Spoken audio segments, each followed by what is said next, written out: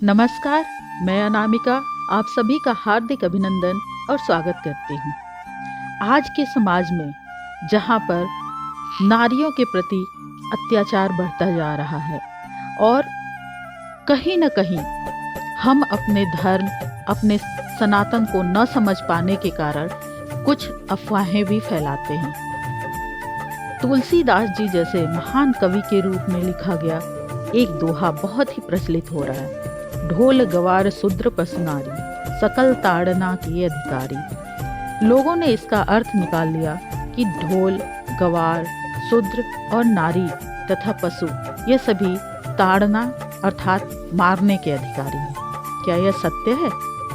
क्या एक महान कवि, उस देश का कवि जहाँ नारी की सर्वत्र पूजा होती है, जहाँ नारी की पूजा होती है वहाँ सुख शांति रहती है, ऐसे बात प्रचलित है। जननी जन्मभूमिश्च, जहाँ भूमि को भी जननी समान माना जाता है। हर जगह पहले भगवान के नाम के पहले औरतों का नाम यानी देवियों का नाम लिया जाता है।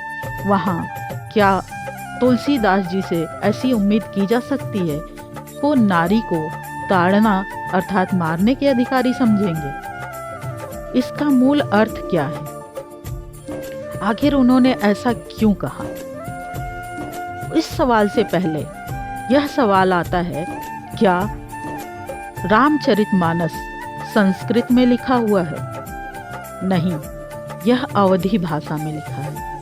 तो ताड़ना का अर्थ हम संस्कृत का हिंदी उच्चारण क्यों करते हैं? ऐसा क्यों करते हैं? जाहिर है यह सुनकर पढ़कर बहुत दुख होता है। स्वयं तुलसीदास जी ने जो खुद महान बने अपनी पत्नी की प्रेरणा पाकर, क्या महान बनने के बाद पुरुष को नारी तुच्छ लगती है, ताड़ना की अधिकारी लगती है? तुलसीदास जी के बारे में ऐसा सुना गया है कि अपनी पत्नी से प्रेरणा पाकर ही वो एक महान कवि बने। तुलसीदास जी अपनी पत्नी को बहुत प्रेम करते थे। एक बार उनकी पत्नी मायके चली गई तो उनसे रहा नहीं गया तो वो भी चले गए पीछे पत्नी से मिलने।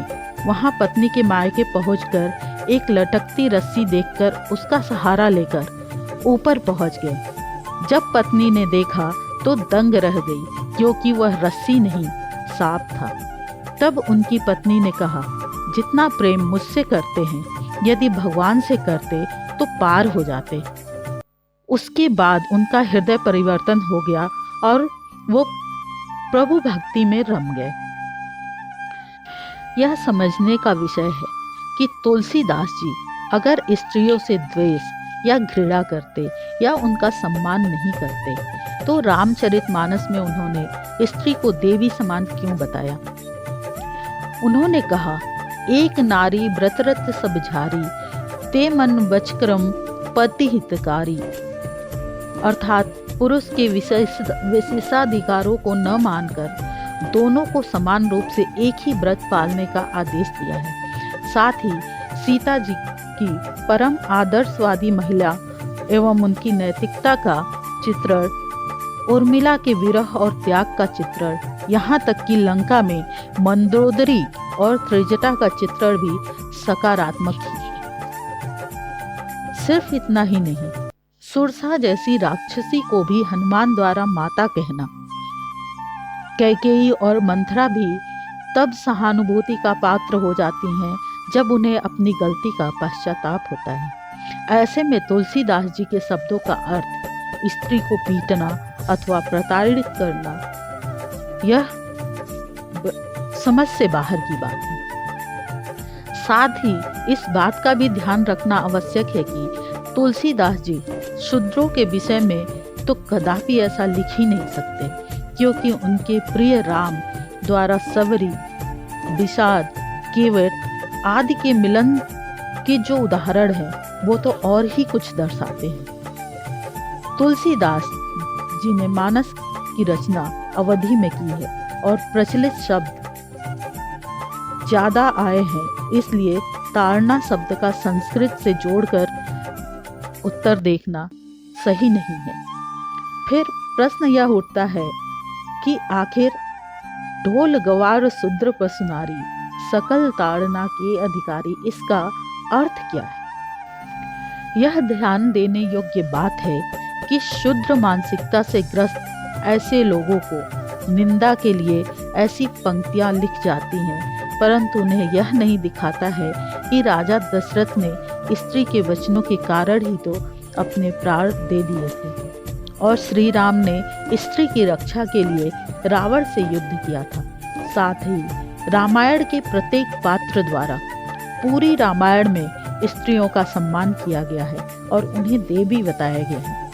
असल में ये चौपाई उस समय कही गई है जब समुद्र द्वारा राम जी की विनती स्वीकार न करने पर जब श्री राम क्रोधित हो गए और अपने तरकत से बाढ़ निकाले, तब समुद्र देव श्री राम के चरणों में आए और श्री राम से क्षमा मांगते हुए अनुनय करते हुए कहने लगे, हे प्रभु, आपने अच्छा किया जो मुझे शिक्षा दी और ये लोग विशेष ध्यान करने यानी शिक्षा देने के योग्य होते हैं। दरअसल ताड़ना एक अवधि शब्द है जिसका अर्थ पहचानना, परखना या रेकी करना होता है।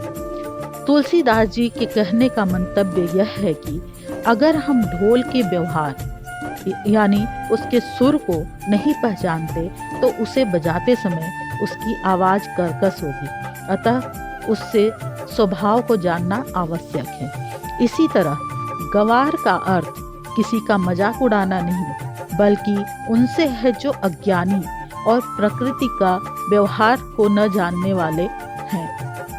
उनके साथ जीवन बिताना अति दुर्लभ होता है, तो उनके व्यवहार को भी समझना जरूरी है। इसी तरह पशु और नारी के परिप्रेक्ष्य में भी वही अर्थ है। जब तक हम नारी के स्वभाव को नहीं जानते हैं, नहीं पहचानते हैं, उसके साथ जीवन का निर्वाह अच्छी तरह और सुखपूर्वक नहीं हो सकता।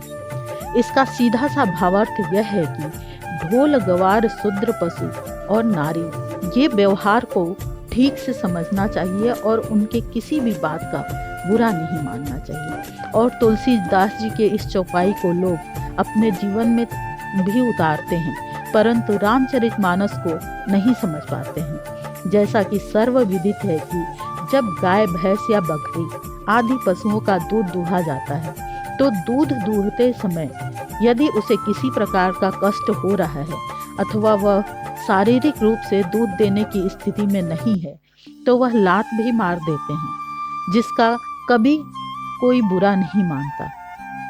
सुंदरकांड की पूरी चौपाई कुछ इस तरह है।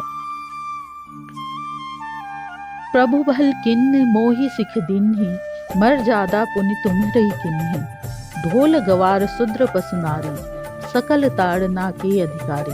इसका भावार्थ है, प्रभु ने अच्छा किया जो मुझे शिक्षा दी और सही रास्ता दिखाया, किंतु मर्यादा यानी कि जीवों का स्वभाव भी आपकी ही बनाई हुई है, क्योंकि ढोल गवार शूद्र पशु और नारी यह सब शिक्षा तथा सही ज्ञान के अधिकारी हैं। अर्थात ढोल एक साज है, गवार मूर्ख इंसान, शूद्र कर्मचारी, पशु चाहे जंगली हो या पालतू, और नारी स्त्री हो या पत्नी, इन सबको साधना अथवा सिखाना पड़ता है और निर्देशित करना पड़ता है। जैसा कि मैंने इसके अर्थ को समझा, कहीं भी तुलसीदास जी ने किसी औरत का अपमान नहीं किया है, न अपमान करने की शिक्षा दी है, लेकिन समाज हर चीज का अर्थ अपने अनुसार निकालता है, आसानी से निकालता है। अगर हम संस्कृत के किसी गद्य पद्य या लेख को पढ़ने को किसी को कहें तो उसका अर्थ नहीं निकाल सकते, लेकिन ताड़ना एक शब्द का अर्थ निकाल कर बैठ गए कि ढोल गवार शूद्र पशु नारी सकल ताड़ना के अधिकारी, अर्थात ये मारने के अधिकारी हैं। उन्हें यह नहीं समझ आया कि अवधि में ताड़ना का अर्थ क्या है। इसे ढूंढना चाहिए, इसे समझना चाहिए। आज के बाद हम प्रण लें कि जो भी हमारे समाज में सनातन की बुराई करे या सनातन के बारे में जानकारी न रखे, उसको हम अपनी तरफ से पूरा प्रयत्न करें समझाने और सिखाने का।